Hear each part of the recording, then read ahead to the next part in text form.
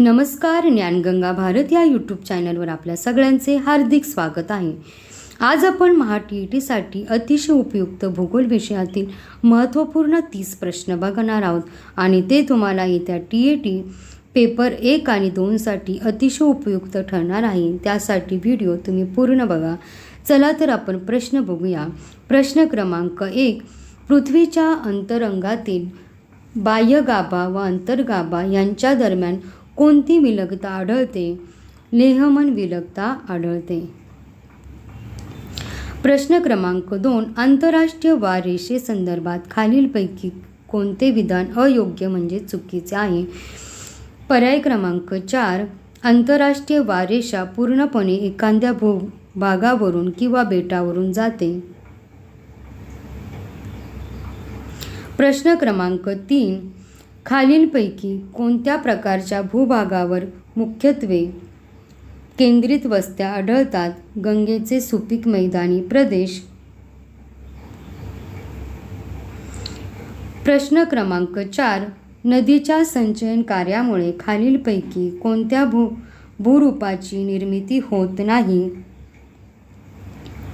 You आकाराची दरी. प्रश्न क्रमांक 5. ब्राझीलमधील पर्जन्यछायाच्या प्रदेशाला कोणत्या नावाने ओळखले जाते? कटिंगा चौकोनी अवर्षण प्रदेश. प्रश्न क्रमांक 6. भारताचे सर्वात दक्षिणेकडील टोक असणारे इंदिरा पॉइंट हे खालीलपैकी कोणत्या निकोबार बेटावर स्थित आहे? ग्रेट निकोबार. प्रश्न क्रमांक 7. खालील पर्यायापैकी विसंगत जोडी म्हणजे चुकीची जोडी ओळखा. या प्रश्नाचे बरोबर उत्तर आहे पर्याय क्रमांक 4. सदाहरित वने सुंदरी वृक्ष. प्रश्न क्रमांक 8. पृथ्वीच्या अंतर्गत भागातील शिलावरण हे खालीलपैकी कोणत्या 2 घटकांनी मिळून बनलेले आहे? तर या प्रश्नाचे बरोबर उत्तर आहे पर्याय क्रमांक 2. भूकवच व प्रावरणाचा वरील भाग. प्रश्न क्रमांक 9. जेव्हा हवेची सापेक्ष आर्द्रता 100% होते तेव्हा हवेच्या त्या स्थितीला काय म्हणतात? हवा संपृक्त स्थिती म्हणतात. प्रश्न क्रमांक 10. चुनखडीच्या प्रदेशात पाण्याचा द्रावण क्रियेमुळे खालीलपैकी कोणते रासायनिक विदारणाचे रूप पाहायला मिळते? अधोमुखी व ऊर्ध्वमुखी लवणस्तंभ. प्रश्न क्रमांक 11. नकाशा प्रमाण संदर्भात जर 1 सेमी बरोबर 10 किमी असे लिहिले असेल तर हे कोणत्या प्रकारचे प्रमाण दर्शवते? शब्द प्रमाण. प्रश्न क्रमांक 12. भारताच्या हवामानात दख्खनच्या पठाराचा मोठा भाग आणि ब्राझीलमधील कटिंगाचा भाग या दोन्ही प्रदेशांमध्ये कोणते भौगोलिक साम्य आढळते?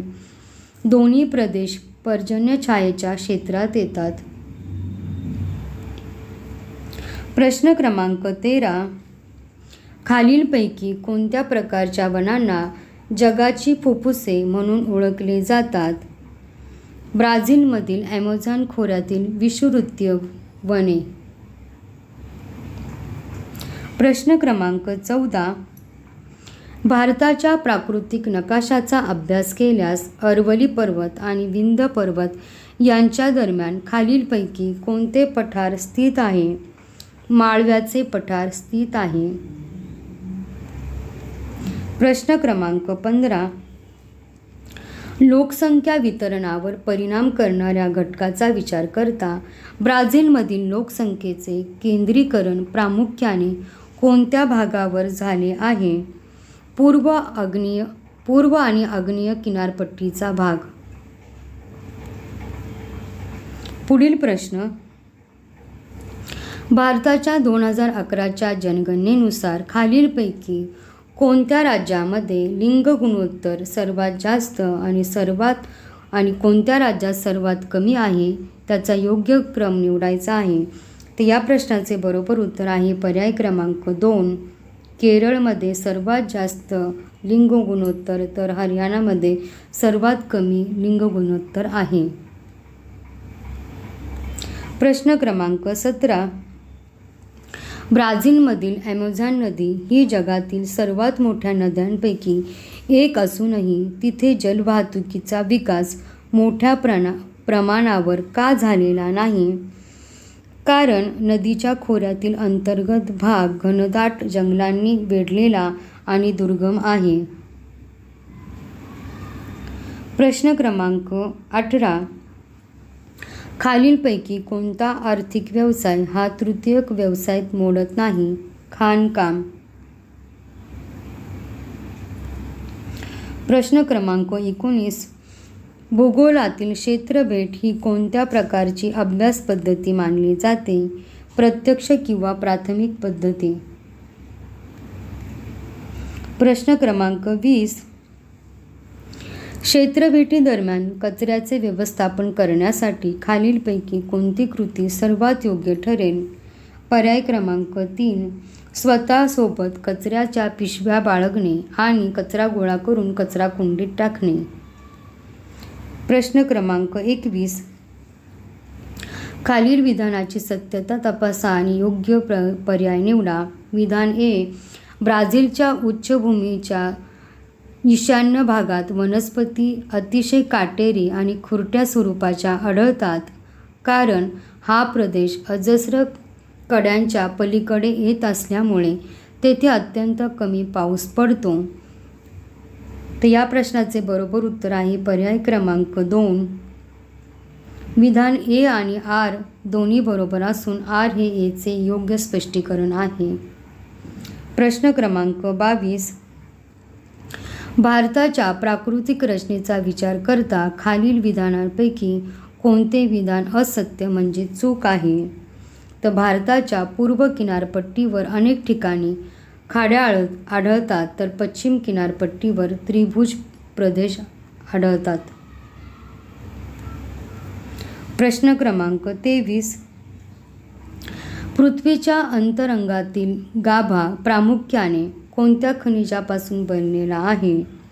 निकेल आणि लोह. प्रश्न क्रमांक 24. भारताची प्रमाणवेळ ही 82°30 पूर्व रेखावृत्तावरून निश्चित केली आहे. हे शहर कोणत्या राज्यात येते? उत्तर प्रदेश. मिर्झापूर. प्रश्न क्रमांक 25. कोणत्या रेखावृत्ताला आंतरराष्ट्रीय वार रेषा म्हणून मानले जाते? 180° रेखावृत्त. प्रश्न क्रमांक 26. जेव्हा नदी पर्वतीय भागातून मैदानी भागात प्रवेश करते तेव्हा तिच्या संचयन कार्यातून तयार होणाऱ्या त्रिकोणी आकाराच्या मैदानाला काय म्हणतात?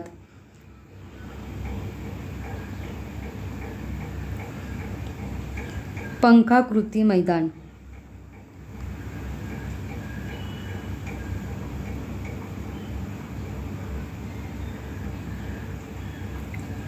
प्रश्न क्रमांक 27. भारताच्या मध्य भागातून कोणते महत्त्वाचे अक्षवृत्त जाते? कर्कवृत्त. प्रश्न क्रमांक 28. ब्राझीलमधील पर्जन्यछायाच्या प्रदेशाला स्थानिक भाषेत कोणत्या नावाने ओळखले जाते? कटिंगा, चतुष्कोणी, दुष्काळी प्रदेश. प्रश्न क्रमांक 29. पृथ्वीच्या भूकवचाचे प्रामुख्याने कोणते 2 भाग पडतात? 4 पर्याय बरोबर आहे. 1 आणि 3 दोन्ही बरोबर आहे. सियाल व सीमा व खंडीय कवच व महासागरीय कवच. प्रश्न क्रमांक 30. ब्राझीलमधील दलदलीचा अत्यंत विस्तृत प्रदेश खालीलपैकी कोणत्या नावाने ओळखला जातो? जो जगातील सर्वात मोठ्या उष्णकटिबंधीय पाणथळ जागांपैकी एक आहे? तर पांटानन हा पर्याय बरोबर आहे. अशा प्रकारे आज आपण TETसाठी अतिशय उपयुक्त भूगोल विषयातील 30 महत्त्वपूर्ण सराव प्रश्न बघितले. या प्रश्न सरावाचा तुम्हाला नक्कीच येत्या TET पेपरला फायदा होणार आहे. तुम्हाला हा व्हिडिओ कसा वाटला कमेंट बॉक्समध्ये जरूर कळवा. व्हिडिओला जास्तीत जास्त शेअर करा, लाईक करा आणि तुम्ही आमच्या ज्ञानगंगा भारत या यूट्यूब चॅनलवर नवीन असाल तर चॅनलला जरूर सबस्क्राईब करा आणि बेल आयकॉनला प्रेस करा, जेणेकरून आपल्यापर्यंत अशाच प्रकारच्या नवीन व्हिडिओची माहिती पोहोचू शकेल. धन्यवाद.